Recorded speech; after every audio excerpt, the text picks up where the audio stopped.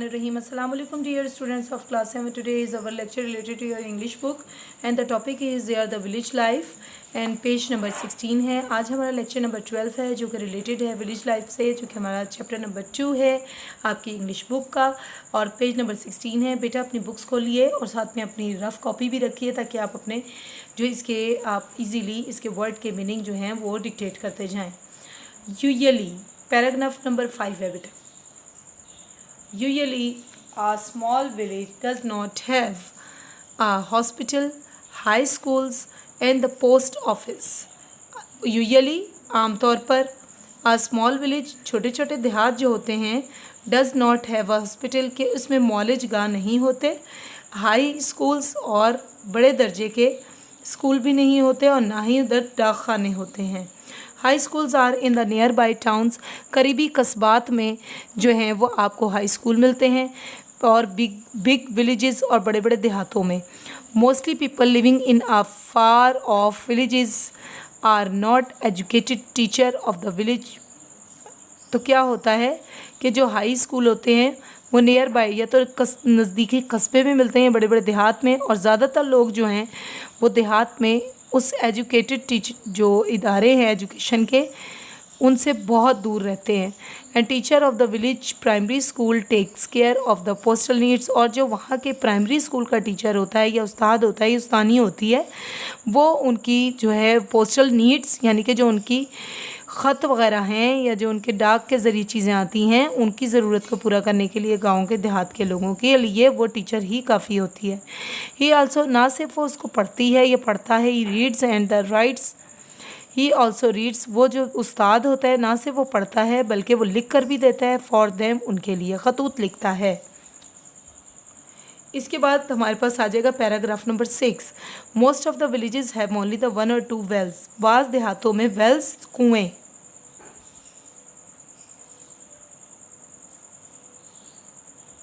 Well अकेला होगा तो कुआं और वेल्स है तो कुएँ, वो 1 या 2 कुएँ होते हैं. Village women do TRYSEM duty, TRYSEM मुश्किल तरीन,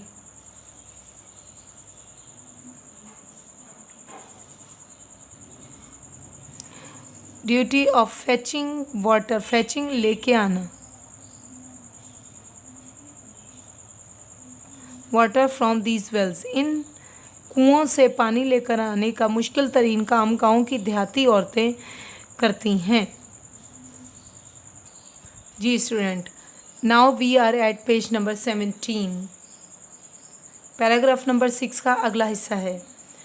work with their male family members, अपने ख़ानदान के मर्द हजरात के साथ वो काम करती हैं इन द फील्ड्स, खेतों में. फील्ड्स खेत,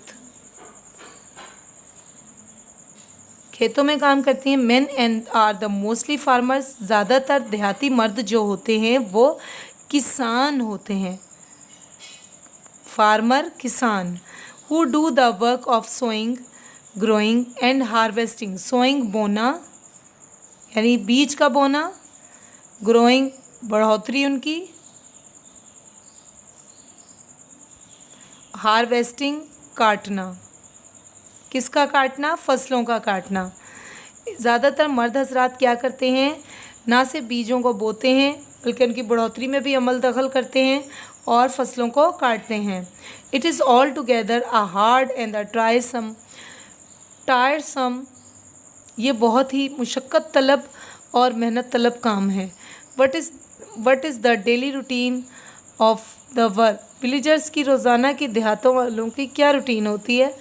A village has a rural health center where the patients are checked and given medicines. Rural कहते हैं देहात को, देहाती कस्बा.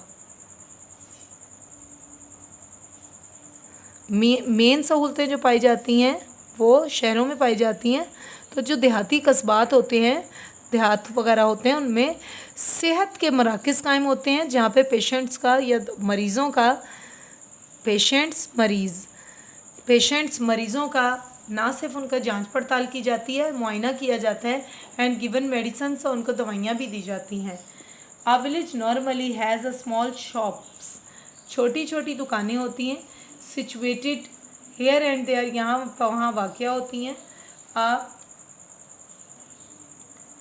फॉर शॉपिंग इन बल्क, जब वो इकट्ठे कुछ ख़रीदारी करना चाहते हैं। The villagers have to go to the nearest town, तो वो नज़दीकी कस्बे में चले जाते हैं जी। इसके बाद पैराग्राफ नंबर 8 है, the village panchayat works for the welfare, लोगों के वर्क्स वेलफेयर, फ़ायदा, फलाह बहबूद।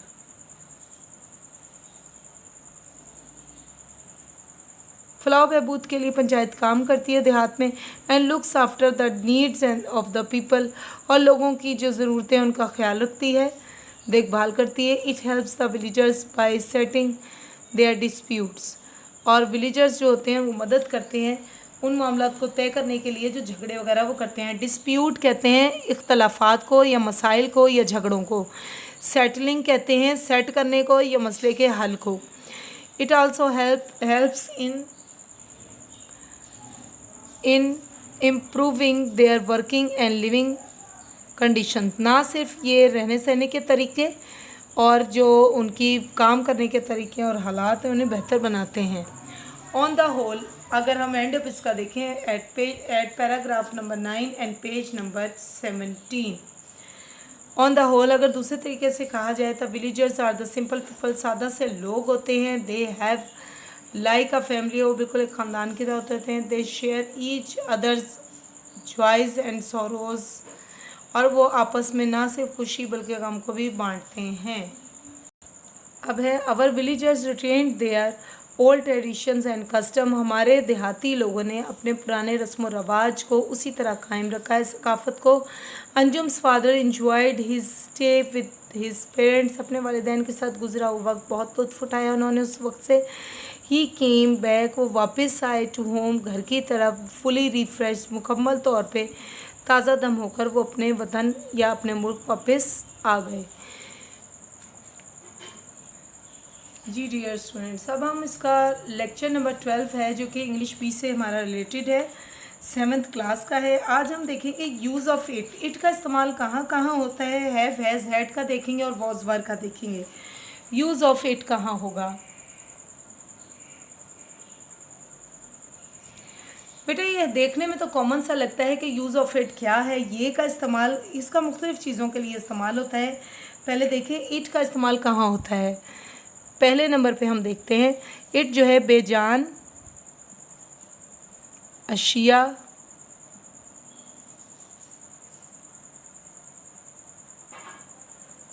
जानवरों,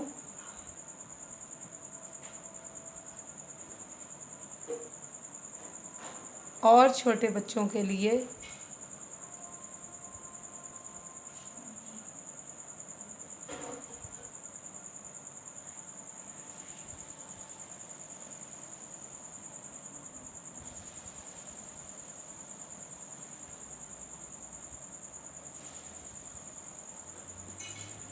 मसलन ये मेज़ है,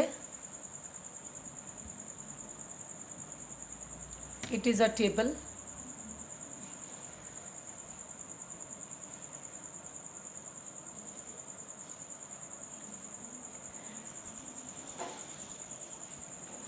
इट इज़ अ टेबल।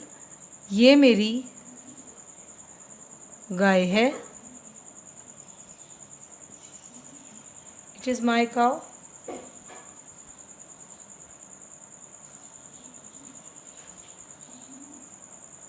इसके बाद अगला देखें, ये एक छोटा बच्चा है,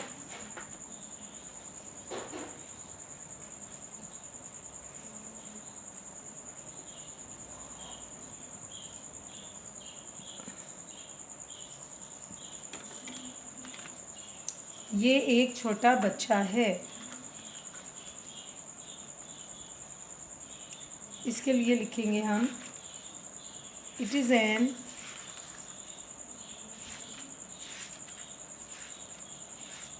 it is a small it is a younger, यहाँ पे यंगर का लफ्ज़ इस्तेमाल होगा, यंगर child.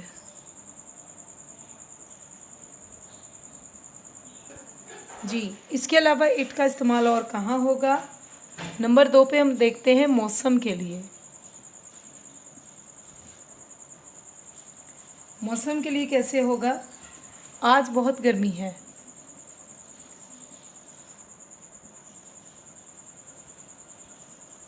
गर्मी है। It is very hot today. इसके बाद एक और है जुमला, बारिश हो रही है।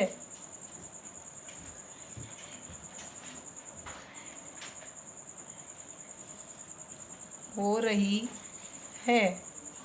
इसके लिए जुमला आएगा it is raining.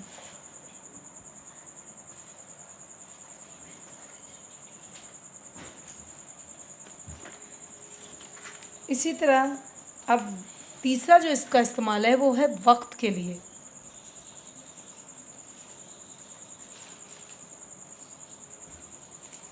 Used for the time, सोने का वक्त है।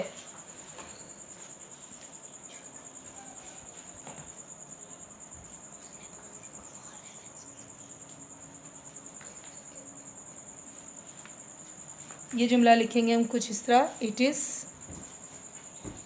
Time to sleep. इसके बाद एक और जुमला करेंगे, रात का वक्त है।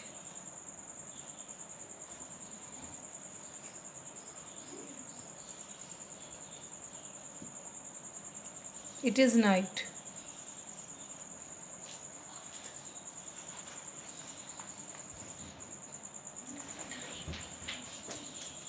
It is night. अब हम इसकी मश्क करेंगे इंशाल्लाह ताला। यहाँ तक आपको क्लियर हो चुका होगा स्टूडेंट्स। उम्मीद है कि आपको आज का लेक्चर अच्छी तरह समझ में आ गया होगा। तो स्टूडेंट्स, आपसे गुजारिश है कि आप हमारे चैनल को सब्सक्राइब करें। ज़्यादा से ज़्यादा स्टूडेंट्स जो हमारे इस क्लास को अटेंड करें। बेल आइकन का बटन दबाना ना भूलें। लाइक्स दें और कमेंट्स लाजमी दें ताकि हम आपके लिए अच्छी से अच्छी, आपके कमेंट्स के डिपेंड करके आपके कमेंट्स को सामने रखते हुए अच्छी से अच्छे लेक्चर्स आप तक डिलीवर करें, ताकि आपकी ग्रामर की कमी को, आपकी और दूसरी इंग्लिश की कमी को अच्छे तरीके से और बाकी सब्जेक्ट को भी पूरा कर सकें। तो कल स्टूडेंट्स हम use of is are an, use of was were और हैज़ एफ हैव का इस्तेमाल सीखेंगे। तब तक के लिए अल्लाह हाफिज़।